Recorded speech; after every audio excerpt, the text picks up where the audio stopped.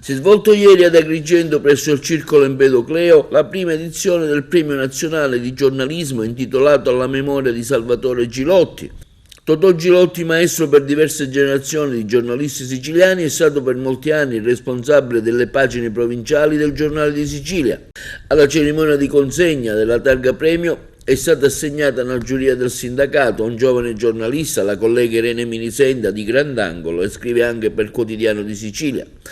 Hanno preso parte diversi colleghi che hanno lavorato al tempo con Gilotti effettuando interessanti interventi. La manifestazione è stata organizzata dal sindacato Saggi, è stata coordinata dal responsabile regionale, il collega Enzo Nocera, e ha visto anche la partecipazione di un proprio contributo online dello scrittore e saggista Matteo Collura, che iniziò la propria carriera proprio al Giornale di Sicilia con Totò Gilotti.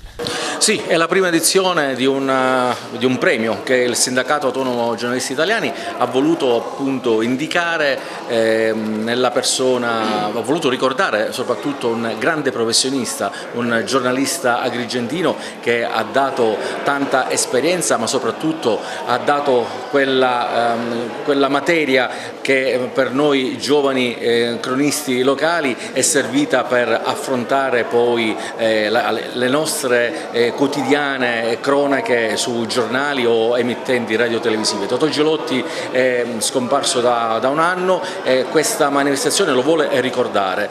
Il premio che il Sindacato Autonomo Giornalisti Italiani quest'anno viene assegnato ad una giovane cronista, Irene Minisenda, una valida collaboratrice del settimanale Grandangolo di Agrigento, ma la serata vuole essere anche un momento di confronto tra i colleghi per appunto non solo per ricordare Totò Gilotti, ma per capire appunto dove va la professione.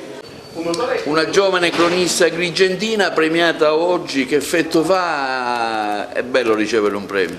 È sempre bello ricevere un premio, anzi è il mio primo premio, è una grande emozione anche sapere di avere un premio importante alla memoria come il carissimo giornalista Gilotti, è davvero un grande onore. Sono lusingata per questo premio e lo dedico ovviamente a tutta la mia redazione di Grandangolo Agrigento. Un premio oggi alla memoria del collega Gilotti, nonché suo padre, ecco, un riconoscimento sicuramente importante anche per la memoria e per quello che ha rappresentato nel giornalismo agrigentino suo padre. Sì, sicuramente, è un premio importantissimo per noi perché ci stiamo rendendo conto veramente, sia io che mia mamma, che le mie sorelle, che mio papà deve aver lasciato un segno, per cui siamo veramente felici e commossi per questa grande iniziativa che ci vede partecipi, diciamo così, oggi pomeriggio.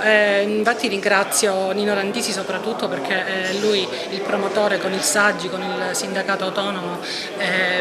Siamo veramente contenti e speriamo che possa andare avanti negli anni, raccogliere i frutti che papà ha seminato. Un ricordo particolare dell'attività legata anche all'attività di suo padre e alla sua infanzia? Allora, io ricordo un aneddoto, esami di Stato al liceo scientifico, ho fatto il tema di italiano. Ho saputo dopo, nel commento dell'insegnante che correggeva il tema, che aveva usato un linguaggio giornalistico. Mio papà ovviamente contentissimo e anche io perché seguivo, diciamo così, la sua scia, anche se poi ho cambiato completamente e ho fatto tutt'altro. Nino Randisi, ideatore del premio, ecco, da cosa scaturisce questa voglia, questa iniziativa che tu come sindacato Saggi hai voluto fare, proprio parlando anche di giornalismo oggi e di dove andrà il giornalismo del futuro? Sì, Totò Gilotti è stato l'antesignano dei giornalisti agrigentini, quando le pagine si facevano con carta e penna. Poi si è passati ovviamente ai software, oggi questo giornalismo romantico dei primi tempi non c'è più. Totò è stato un precursore, è stato anche poi un innovatore, poi ovviamente per limiti di età ha lasciato. Noi oggi ricordiamo la persona, l'uomo, e il maestro di vita per tanti giornalisti agrigentini che ha avviato, come me e tanti altri, e lo abbiamo voluto fare qua ad Agrigento, dove c'è la redazione. Il prossimo anno noi faremo la stessa manifestazione, la faremo a Palermo, dove era la sede del Giornale di Sicilia. Ecco, oggi si parlerà anche del futuro del giornalismo. Come vedi tu il giornalismo nel futuro, che attualmente, diciamo, con i social sta un po' prendendo altre derive? Sì, ormai, diciamo, la carta stampata è quasi finita, ormai si lavora molto sui social network. Ovviamente questo tipo di giornalismo spesso è incontrollato, le notizie spesso non sono reali, c'è molto fake news, per cui sarebbe importante riportare il giornalismo ai canoni, diciamo, iniziali e non come sono adesso, perché c'è molta deregulation. Nel 1968, al mio ritorno ad Agrigento dal servizio militare, volevo fare il giornalista, avevo deciso di farlo ad ogni costo, dopo una non incoraggiante esperienza di pittore. Così mi si piede nella redazione argentina del Giornale di Sicilia, allora in via De Gasperi. Mi aiutò a farlo Calogero Laimo, che della redazione era l'autorevole corrispondente.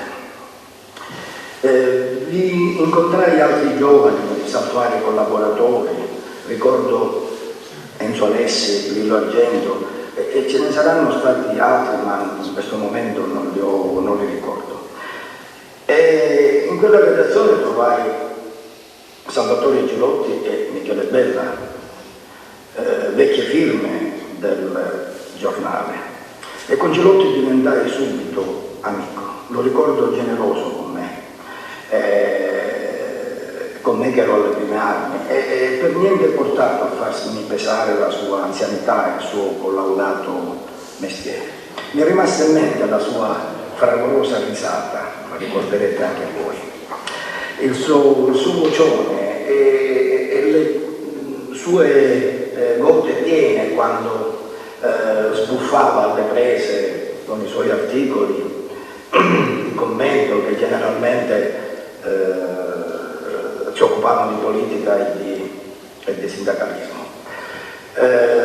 Quando dalla redazione di Palermo ci sentivamo per telefono, io divenuto nel frattempo redattore professionista del Giornale di Sicilia, era sempre gradevole parlare con lui, e utile anche, perché aveva sempre una notizia da dare, un commento intelligente da fare. Lo ricordo con piacere, dottor Gilotti.